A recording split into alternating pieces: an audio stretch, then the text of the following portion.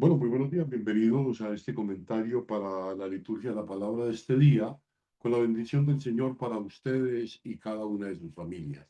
Seguimos este apasionante, digo yo, recorrido por el libro de los Hechos de los Apóstoles, donde nos dejan sin duda y con esa fuerza del Espíritu Santo que se va gestando en la caminada de la comunidad cristiana, que seguro eh, que ese mismo espíritu que ha animado desde el inicio de la creación, diríamos así también, porque es ese mismo espíritu del Padre y del Hijo que desde la creación del mundo está actuando, es el mismo que actuó en la primitiva comunidad cristiana y que dio esa apertura y que dio ese discernimiento a la verdad en San Pablo. Es ese mismo espíritu el que nos acompaña hoy, es ese mismo espíritu el que hoy desde estas circunstancias tan diferentes, llamadas posmodernas, marcadas por la revolución en las comunicaciones y sobre todo en esta irrupción arrolladora y magnífica, fantástica de la inteligencia artificial, con sus grandes posibilidades, pero también obviamente con sus grandes limitaciones al momento del mal uso que de ella se pueda hacer. Hoy nos encontramos, ese mismo espíritu aletea en todas las circunstancias. Vamos a dejarnos iluminar hoy por esa palabra que nos presenta hoy a San Pablo y en este Evangelio que viene cada vez más preparándonos al gran acontecimiento del Pentecostés, ¿no? Pablo lo encontramos esta vez en Atenas, en medio del Areópago, ese Areópago que es el centro simbólico del pensamiento filosófico y religioso ateniense, ¿no? El suyo es un discurso típico de cómo hay que presentar a Dios y su plan en medio de una cultura completamente diferente. Estamos en un lugar muy diferente a los judíos, ¿no? En este caso, Pablo apela a los pensadores griegos, Pablo se adapta a su manera de pensar, Pablo se hace en verdad griego con los griegos, como en otras ocasiones ha sido judío con los judíos, ¿no? Pablo sabe adaptarse, pienso que ese es un concepto clave. Adaptarse, no adaptarse acríticamente, no adaptarse convencionalmente porque sí, porque tocó. Pablo sabe adentrarse dentro de ese plano de presentar a Jesús y de presentarlo de una manera comprensible en lugares completamente diferentes. Déjame, capta de alguna manera, nos vamos a dar cuenta, si leemos la lectura, capta su atención y su benevolencia con alusión a un altar desconocido, el altar desconocido. Esto es bien interesante. En Atenas están allí los altares, el culto a los dioses, a los que religiosamente los atenienses tienen una, una fe ferviente, y después de hacer referencia a ese Dios desconocido, enseguida les habla del Dios creador, de cómo no puede habitar en templos humanos, de cómo le podemos conocer a través de la naturaleza.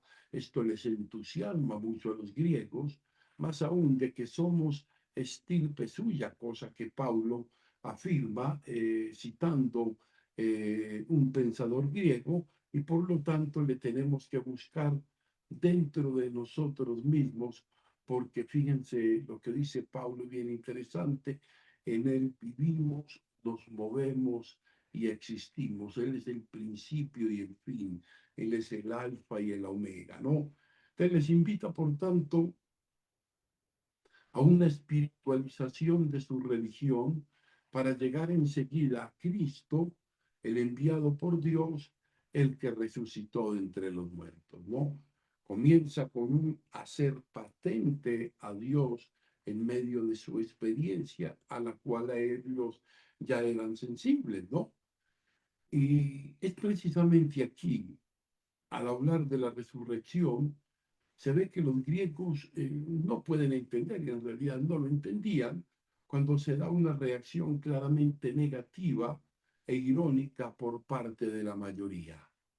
Aunque hay algunos hombres y mujeres que abrazan la fe, muchos, quizás la mayoría, porque corresponden a su cultura, no pueden entender, no se les hace fácil, casi que imposible desde su modo de pensar y de sentir una resurrección donde en su cultura el cuerpo es la cárcel del alma.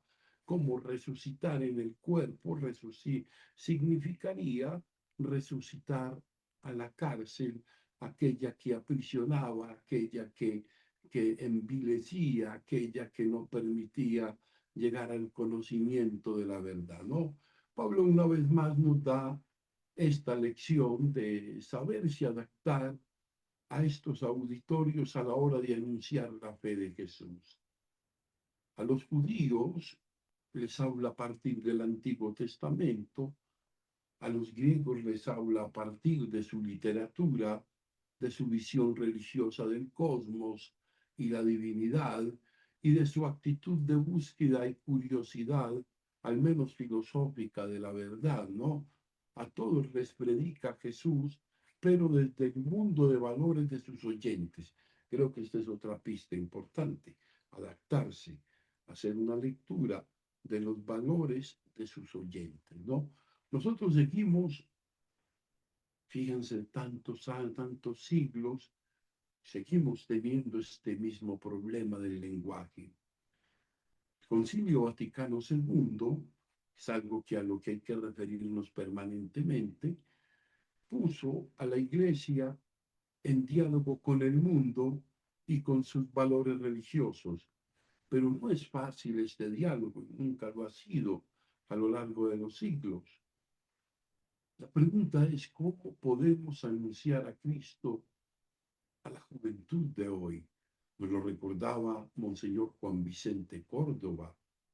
Hoy tenemos varios grupos, el grupo de los siempre ahí presentes, el grupo de los que están porque tienen una relación más o menos de una fe, aunque interesada, aunque todavía muy pegada a solo tradiciones y muy acomodada a sus intereses, todavía hay esto, pero hay aquellos que de pronto, aunque no lo dijo Monseñor ese día, hay aquellos que son eh, y que va a sonar un poco fuerte, aquellos que son como bautizados, lamentablemente porque no tuvieron el cultivo de la fe, bautizados no creyentes, ¿no? ¿Cómo podemos ayudarles al menos a pasar de esa sola materialidad a una visión más espiritual de la vida y de Dios, ¿no? ¿Cómo podemos tomar como punto de partida tantos valores que hoy son apreciados, la justicia, la igualdad, la dignidad de la persona, el cuidado de la casa común que tanto habló nuestro querido Papa Francisco, la paz, eh, los valores latentes de estos muchachos, sus sensibilidades, ¿no? ¿No? Y saber revisar nuestra vida también, en qué modo no hemos sabido hacer una lectura de fe de esta realidad en la que nos toca vivir, ¿no? Se puede decir que a veces la Iglesia ha sido lúcida en la adaptación, pero otras veces no ha tenido esa intuición de saberse encarnar en la cultura, no sabiendo aprovechar incluso los valores autóctonos, sino muchas veces encontramos una tendencia a la destrucción. O sea, no se trata de europizar o de romanizar a Asia, África o América, sino de invitar a la fe en Cristo con una teología y una liturgia que puedan y que sean seriamente inculturadas con sus respectivos lenguajes, sin dejar de ser radicalmente cristianas. Es admirable Pablo, no solo por la firmeza de su camino, no hay nada que le cierre los caminos cuando él quiere, ni siquiera los fracasos que en su itinerario va cosechando, como en este caso de Atenas, que fue una especie de fracaso, pero no le quita la recursividad y la atención y la intuición para dialogar con esta cultura, ¿no? Pero lo cierto es que Pablo nunca se va a callar, ¿no? Creo que es interesante el modo como nos habla. Luego el evangelista Juan. El Espíritu Santo, además de ser el paráclito, de ser el defensor, de ser la memoria, de ser el que nos va a conducir, el abogado, es también nuestro maestro, ¿no? En vida Jesús, en vida de Jesús, perdón, sus seguidores muchas veces no captaron, no apreciaban comprensiblemente lo que el maestro decía, qué clase de mesianismo era el suyo, qué es lo que quería él, cómo se podía entender la metáfora del templo destruido, reedificado, porque entraba en su camino redentor la muerte y la resurrección, que significaría en la Eucaristía, que prometía, Cristo es la verdad, y no cualquier verdad, sino la verdad plena. Pero la inteligencia de esa verdad por parte de los suyos se deberá, y muy posteriormente, a ser aclarada por el Espíritu. O sea, después de la Pascua y de Pentecostés, cuando venga el Espíritu, el de la verdad, los guiará hacia la verdad plena, ¿no?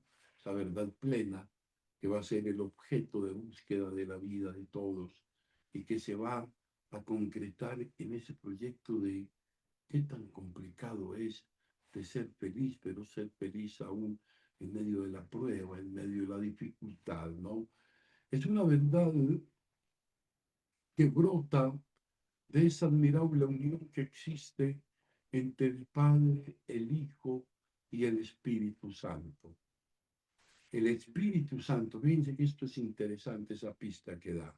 El Espíritu Santo recibirá de mí, pero a su vez Jesús está unido al Padre, porque todo lo que tiene el Padre es mío.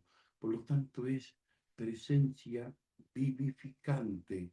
En el mundo de la renovación carismática hay una palabra que me gusta mucho y que me parece que tiene mucha fuerza y que utilizándola en el contexto preciso de la apertura interior va a tener gran sentido, es el avivamiento, un avivamiento, avivados, reimpulsados, resignificados, eh, eh, con esa certeza en el corazón de que Dios acontece, ¿no? O sea, para entender la obra del Espíritu, basta recordar la maduración que supuso la Pascua y luego el Pentecostés en la fe de Pedro y de los suyos. O sea, no solo en su fortaleza de ánimo o en su decisión, sino también en la comprensión de la persona y de la palabra de Jesús. ¿No ha sido todo el libro de Hechos una prueba? Es una buena pregunta de cómo el Espíritu iba conduciendo a aquellas comunidades hacia la verdad plena, por ejemplo, en el aspecto de la universalidad de la salvación cristiana, cuando se veían tentados a verla solo en el marco judío, Jesús los abre, es creer en Él. Él es el camino, Él es la verdad, Él es la vida.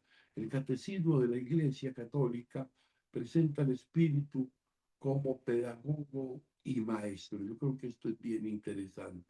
Pedagogo y maestro. Cuando se proclama la palabra de Dios, el Espíritu Santo es quien da a los lectores y a los oyentes la inteligencia espiritual de la palabra de Dios.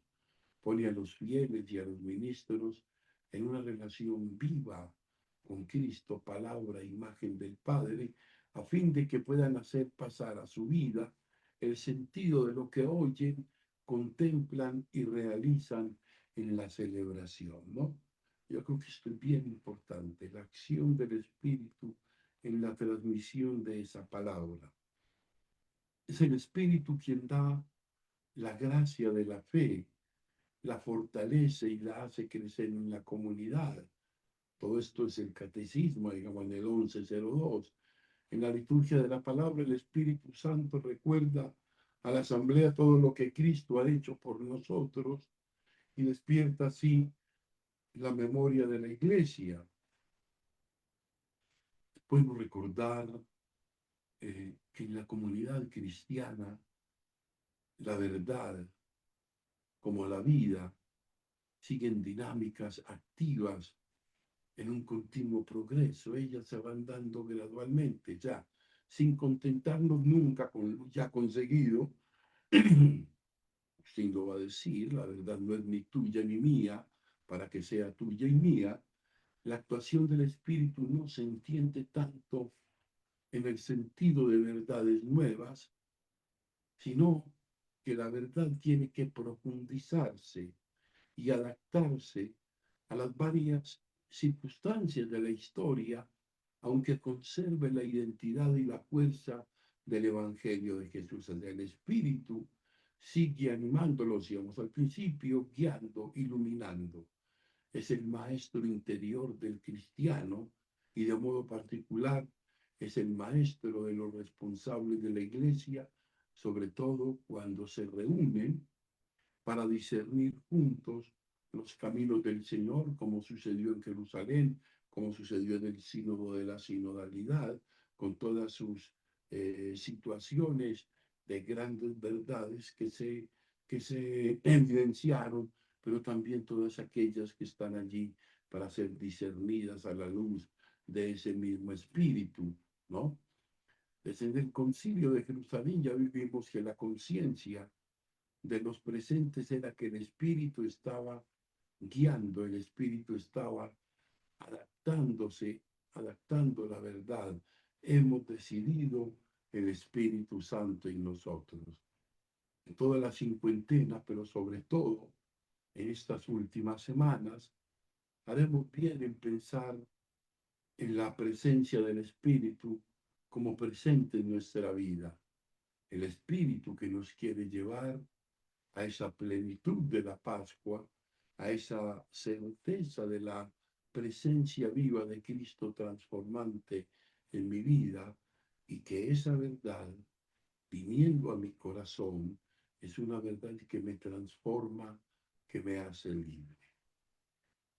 Pidámosle pues al Señor que nos ayude siempre y en cada momento a tener ese avivamiento de San Pablo, a tener esa docilidad para saber entender hacia dónde y por dónde el Espíritu nos va a ir conduciendo. Pidámosle pues al Espíritu que siga guiando nuestra iglesia, nuestras parroquias, nuestras comunidades, nuestro país, nuestras familias. Gloria al Padre, gloria al Hijo y gloria al Espíritu Santo, como era en el principio, ahora y siempre, por los siglos de los siglos. Amén.